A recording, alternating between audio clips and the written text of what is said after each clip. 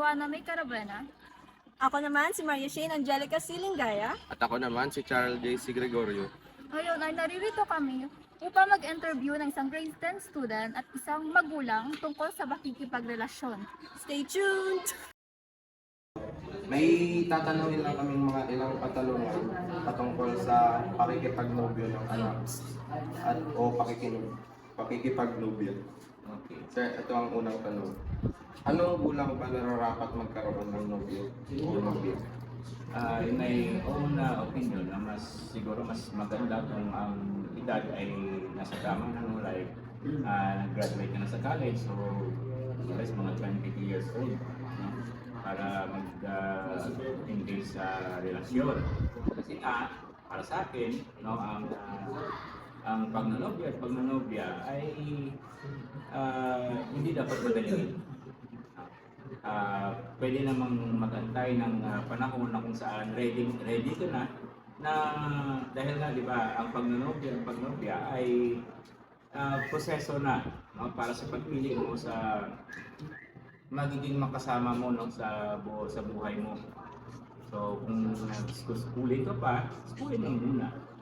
No? Ang pagnanobya ay pwedeng makapag-antay hanggang makatapos ka na ng iyong pag-aaral. So, mga 22 to 23 years old. Ang susunod na katanungan, sir, dapat ba ang magulang ang siyang pumili ng magiging nobyo o nobya ng anak? Sa katanungan na yan, hindi dapat. Pero, kukonsider din, no, ang opinion ng magulang kasi nga sa mga kabataan ay medyo mapusok yung paggawa ninyo ng mga desisyon. So, ang inyong mga magulang ay pwedeng makapag-suggest o makapagbigay sa inyo ng kanilang opinion para makita niyo rin, no, ang kabilang panig, no, ng tawag nila the other side of the coin. No? So, sa pagpili, dahil nga hindi pa kayo sa edad na ganito, no, high school, college, hindi pa ganun ka-mature yung isip, may mga bagay na hindi niyo nakikita ng parents. Pero sa pagpili ng nobyo at nobya, kayo yung pipili nun. No? Ang parents ay walang, kasi nga di ba, ang makakasama ng nobya ay ikaw, hindi yung parents. No? Pero you have to consider the opinion of your parents, no? Sa paningin nila sa mga magiging nobya at nobya rin. Kaya magandang kung open kayo sa parents mo sa mga ganang bagay. Narito ang ikatlong katanungan. Kung pakiusapan ng kuya mawag unang ipag-nobyo o nobya, dapat ba ito ang sabihin? Dapat. Di ba? Kasi nga nasa poder kayo ng inyong mga magulang at sila ang nagga-guide sa inyo. So kung nakikita nila na hindi pa nararapat na mag-engage kayo sa relasyon, ay sa palagay ko ay dapat ninyong sundin. No? At again, no, balikan ko yung una kong sinabi na hindi minamadali ang pakikipagrelasyon. Hindi yan laro. No? Dahil ang pakikipagrelasyon ay seryosong bagay na kung saan pwede kayo makagawa ng mga maling desisyon na makakasira ng inyong kinabukasan. Tama? So, dapat makinig, no, sa matinding payo ng magulang. Salamat sa inyong sagot, sir. Ang sa susunod na katanungan, kung sa hindi inaasahang pagkakataon ay nabuntis o nakabuntis ang isang kabataang nag-aaral pa, ano ang dapat niyang gawin? Panindigan. No? Ang kamalian naman kasi natural lang sa tao yan. No? Lahat tayo nagkakamali. Yan ang ngayon sabi ko kanina, na kung pakikinggan lamang ang kagustuhan ng parents, ay mas gugustuhin nila na hindi mo na mag-engage ang kanilang mga anak sa relasyon, no? During nag-schooling pa. But kung ang nangyari ay dapat panindigan, no? Ang panindigan ng anak na siya'y nakabuntis o siya'y nabuntis, no?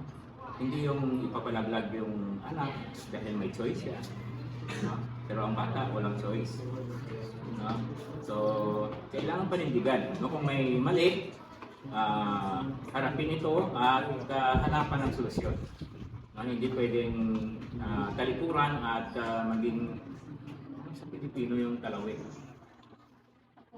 Oo, matakot sa responsibilidad. So kung ginawa mo yan, harapin mo. Ang huling katanungan naman, sir. Dapat bang ilihim sa mga magulang kung may nobyo o nobya na ang isang anak? Hindi dapat.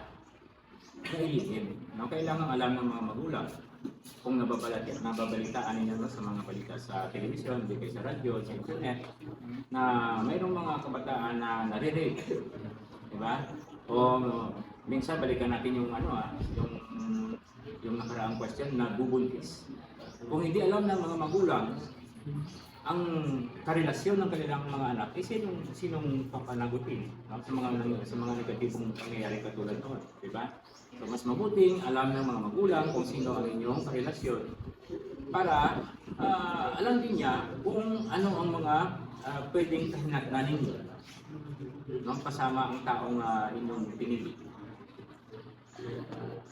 Siguro yung mga nagtatago ng relasyon ay yung mga kabataang alam nila na hindi approve sa parents yung kanilang karelasyon.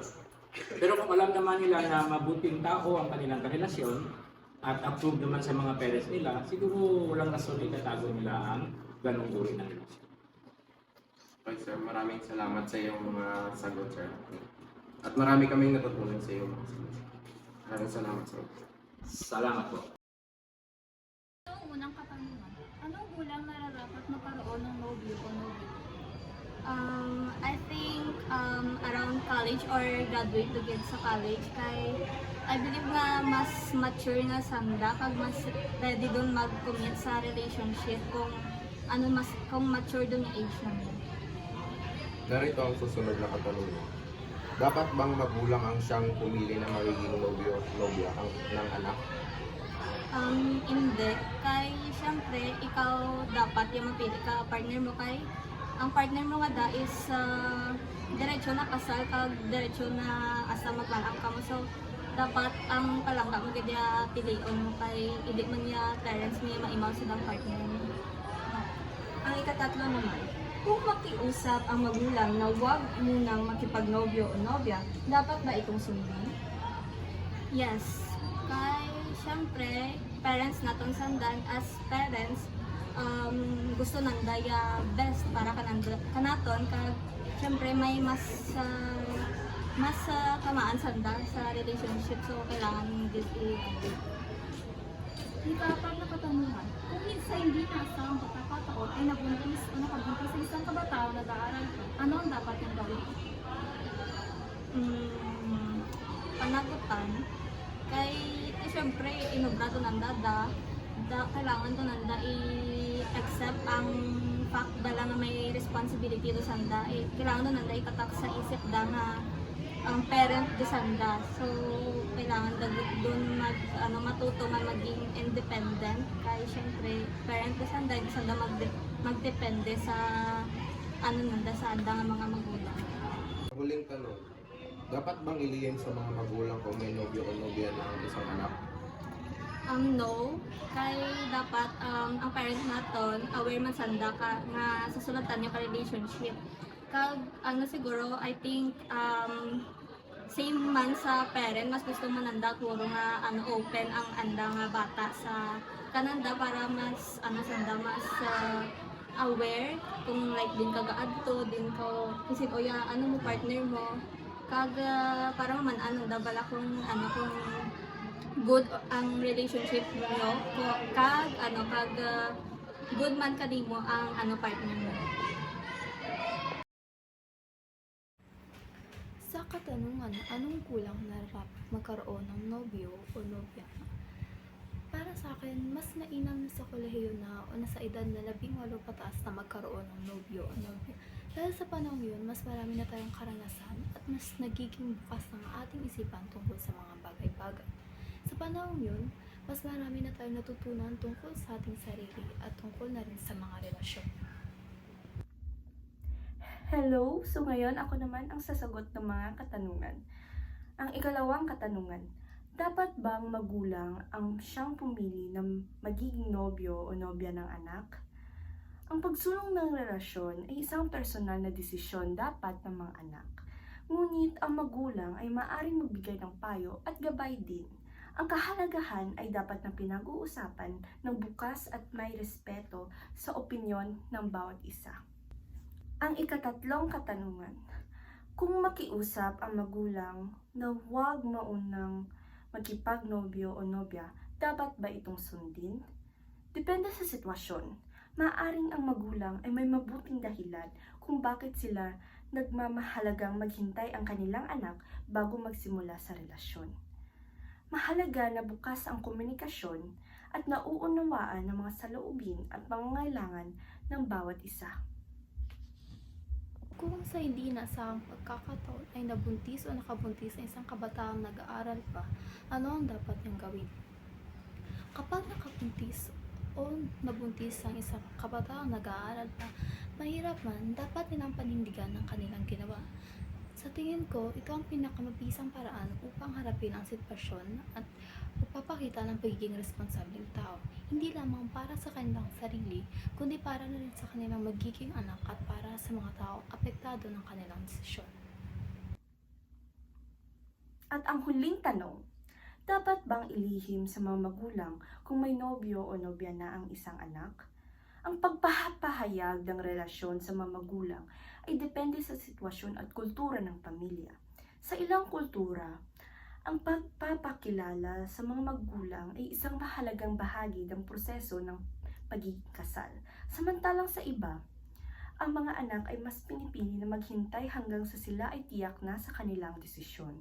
Subalit, sa pangkalahatan, ang pagiging tapat at bukas ay nagpapalakas ng tiwala at ugnayan sa pamilya.